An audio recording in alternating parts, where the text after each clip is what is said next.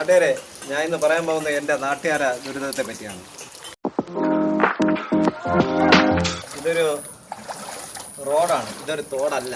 ഞാൻ നടന്നു വരുന്നത് ഇത് കണ്ടില്ലേ, ഈ കാറ് ഫുള്ളും വെള്ളത്തിൽ മുങ്ങി നിൽക്കുകയാണ്. അപ്പോൾ ഇതെങ്ങനെ നടന്നു പോകാൻ പറ്റാത്ത കണ്ടീഷനാണ്.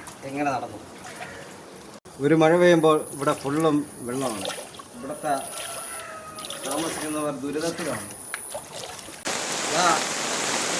മഴ തുടങ്ങിയിട്ടുണ്ട്. ഇനി കുറച്ച് കഴിയുമ്പോൾ ഇവിടുത്തെ കഷ്ടപ്പാടുകൾ നിങ്ങൾക്ക് കാണാൻ പറ്റും. ഇതുവരെ ഇതാണ് അടുത്ത വീടിൻ്റെ അവസ്ഥ. വെള്ളം കയറിയിട്ടുണ്ട്. ഈ രണ്ട് വീടിനും കൊച്ചു വെള്ളമുണ്ടാകുന്നു. പക്ഷേ ഇവിടുത്തെ അധികാരികൾ നമ്മൾ പറഞ്ഞിട്ടൊന്നും കേൾക്കുന്നില്ല. അവർ പറഞ്ഞാൽ അവർക്കൊന്നും ചെയ്യാൻ പറ്റില്ലെന്നാണ് പറയുന്നത്.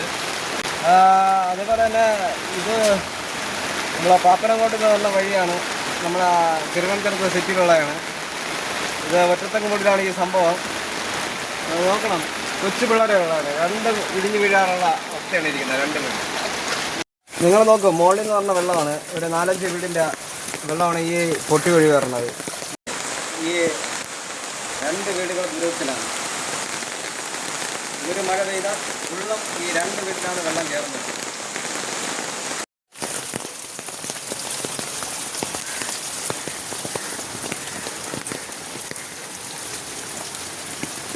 മഴയാകുമ്പോൾ ഈ വെള്ളം അങ്ങ് വീട്ടിൽ കയറും.